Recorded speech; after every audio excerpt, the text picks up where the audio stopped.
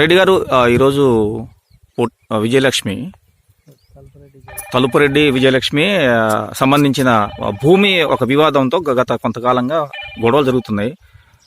విజయలక్ష్మి గారి మధ్యన, వాళ్ళ నాన్నగారి మధ్యన. ఈ భూమి మీ దగ్గరే కొనుగోలు చేశాము 2010 సంవత్సరంలోని లక్ష్మి గారు అంటున్నారు. ఇది ఎంతవరకు వాస్తవం? ఇది నిజమేనండి. 2010లో నేను తలుపురెడ్డి లక్ష్మి గారికి ఈ భూమి అమ్మటం జరిగింది. 133వ సర్వే నెంబర్లో 13 కుంటల భూమిని అమ్మటం జరిగింది. 2010 తర్వాత వాళ్ళే సాగు చేసుకున్నారు. తర్వాత ఈ 15 సంవత్సరాల నుంచి వాళ్ళే వేసుకుంటున్నారు సార్. వాళ్ళ ఆ నాన్నకి వాళ్ళకి ఏముందో మనకైతే సంబంధం లేదు సార్. వాళ్ళ వివాదం వల్ల వాళ్ళు తేల్చుకోవాలి సార్. ఇప్పుడు ఆ సరిహద్దులు చూపమంటే నేను అమ్మిన భూమికి సరిహద్దులు చూపిస్తున్నాను సార్.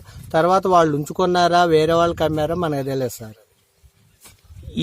ఈ భూమిని గత 50 సంవత్సరాల నుంచి నేనే సాగులో ఉన్నానని చెప్పేసి తలపరెడ్డి విజయలక్ష్మి గారు వాళ్ళ నాన్నగారు భద్రారెడ్డి గారు అంటున్నారు.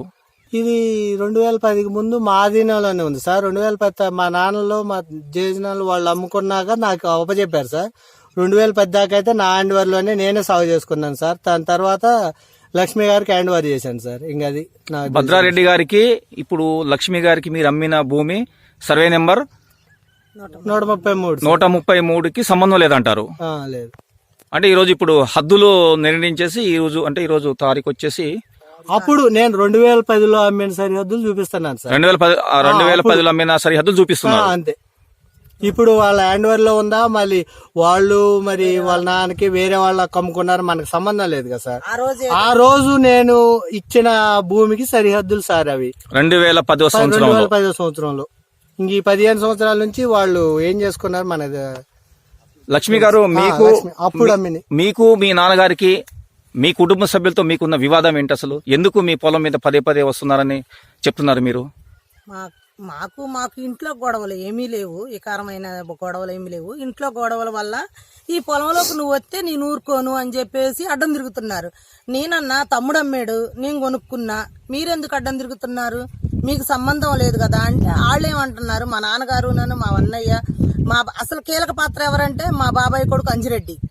అదేమంటే చుట్టూ పొలవాళ్ళు నాయే, ఈ మధ్యలోది నీది కాదు, నీకెవడూ అమ్మలేదు కాబట్టి ఇది నాదే అంటాడు.